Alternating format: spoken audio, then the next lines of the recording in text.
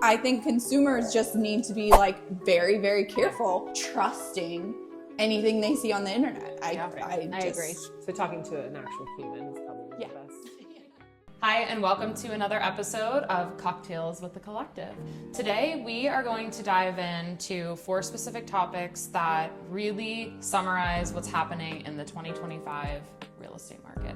Topic number 1, locked-in owners and the great inventory freeze. They have ultra low interest rates, so that tends to roll into why we have kind of a shrinking inventory supply right now. And our rental numbers have normalized to sort of those pre-COVID numbers. First-time buyer vanishing act. So according to the National Association of Realtors, we are seeing that first-time home buyers now only make up 21% of the market.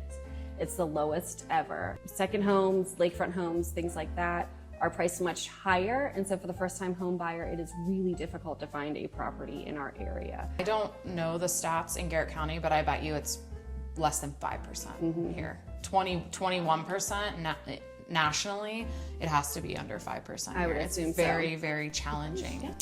All right, next up, AI, data, and house hunting. Good, bad, and ugly. This is super hot topic right now. It is. Yeah. And we're all feeling it. Yeah. Well, I mean, AI is what the future is really, but you got to be careful on some of the things. I mean, for just an example, we put a picture of our friend group in AI. I don't know, maybe we can share it. Yeah. We may or may not share it with you, Kelsey, put on the screen. But it's really funny, but it's very pretty unrealistic of us.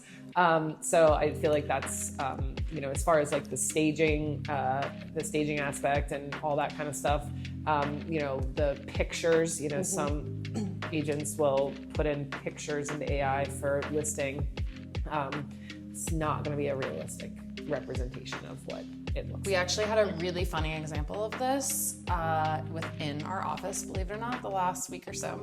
Won't call them out, but our main photographer at the office noticed a listing that was put out there that they obviously use a certain AI software to edit the photos, and the roof just started to disappear on the right side.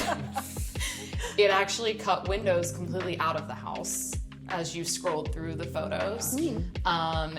One of the lake views was like a storybook filler type of thing.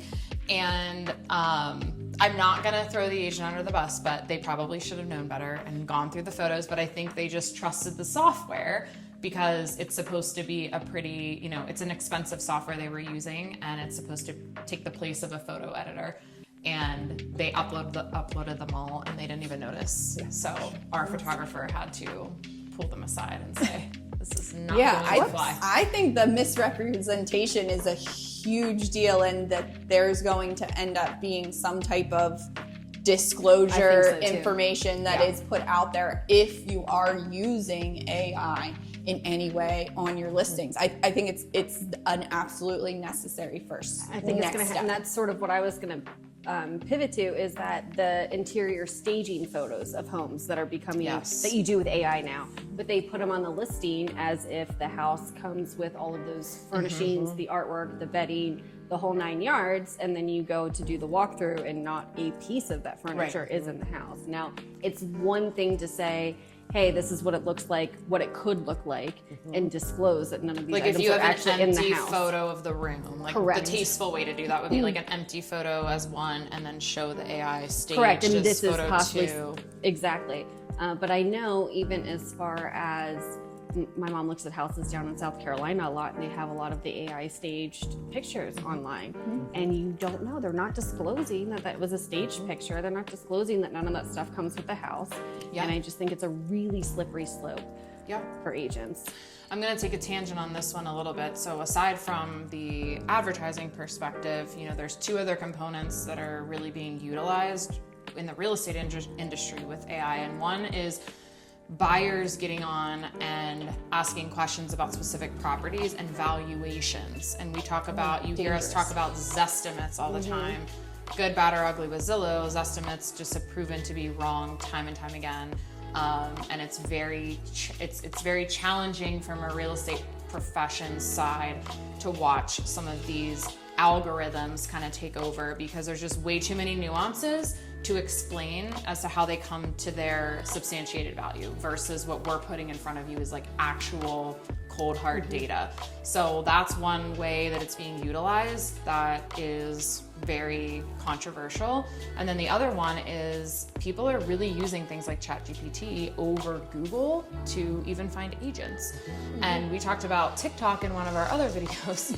And if you actually go on to some of these AI platforms and search like who's a reputable agent in the area, you might be surprised by the results. So some of them are agents that don't even live here, don't work here.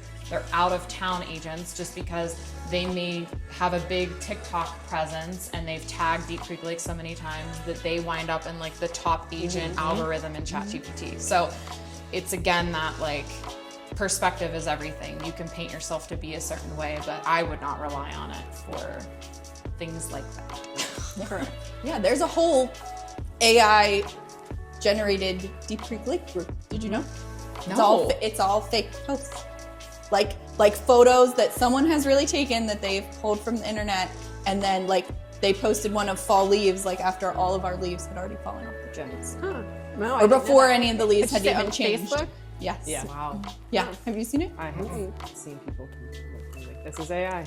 Yeah, like, I think consumers just need to be like very, very careful and more rigorous in trusting anything they see on the internet. I agree. So talking to an actual human is probably the best. Fair. Okay, last one. Special assessments, HOAs, and hidden costs of ownership.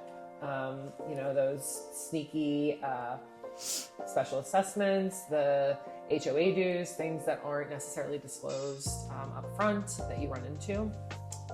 Yeah, Maryland specifically has started requiring reserve studies of HOAs, and it has bumped up a ton of HOA and condo dues because those associations have not had the actual required reserve amount, and so people are seeing that passed on to the homeowner in bumped up dues. And I believe, obviously the condo building in South Florida that fell, that really triggered all over the country, because they didn't have enough money to fix their infrastructure. So that really was a reason. Obviously it's needed, but it's just something that you need to investigate and research ahead of time before you're like, oh my gosh, I have this huge special assessment I didn't know I was going to need, and I just bought this place. So. Right.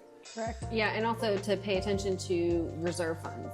So there may be an annual HOA amount due, but at the time of purchase, you may be required to put in a significant amount of money into the reserve fund, and that could be anywhere from the tune to $500 to $2,000. Yeah. And that's not always disclosed as just an HOA fee, so you need to be careful. Yeah.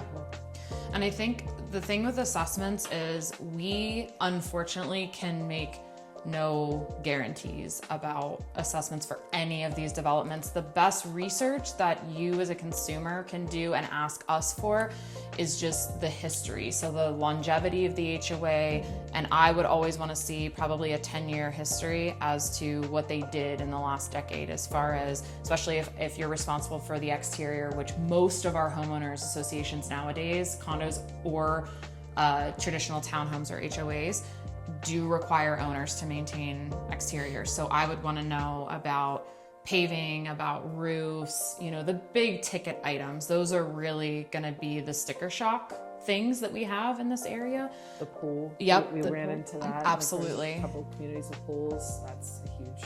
Yeah. And also the same thing, we're going to go back to talk to a real human. Have the agent talk to the HOA rep. What have you guys done in the past? What do you see upcoming? They generally have a plan and a knowledge of the HOA. So again, picking up the phone and speaking to someone in real life will get you much more accurate information than what's like another available. big ticket item, and it doesn't happen often, but when it happens, it's going to be extremely expensive, are docks. So if you need to replace your dock, I can think of like 2 communities off the top of my head right now that need dock replacement like badly, and that would be could be. So talk about like, so an example of that, like if you're a pine breeze, it's fresh in my mind, you have 10 dock slips. Like what would a 10 dock community dock run? $100,000 to $125,000. Yeah. Yeah. Yeah. So, and you're gonna get the new, you know, once you upgrade, because the docks that I'm thinking about in my head are the wooden docks with the, you know, metal around the side, though with the barrels underneath that, you know, fill with water a lot of the time. Those ones are going to be replaced with, you know, the new decking, right? Like composite aluminum, all that kind of stuff. They're going to last like literally forever. So once that's purchased, but I really can think of several off the top of my head that need replaced like a long time ago. Sure. So. And I mean the trade-off, we're not saying any of this to scare anybody, but it's always the trade-off. So if you weren't part of an HOA and you're a lakefront property, I mean, you're still going to incur a $20,000 to $30,000 expense for a Type A dock, just because of the amount of amount of pieces you're going to need for your own personal dock. So you're going to incur it one way or the other, but definitely don't go in with the mentality that you're not going to have any type of special assessments, because that's probably unrealistic. Right. Thanks for joining us for another episode of Cocktails with the Collective. We'll see you next time. Cheers. Cheers. I forgot which way I was going.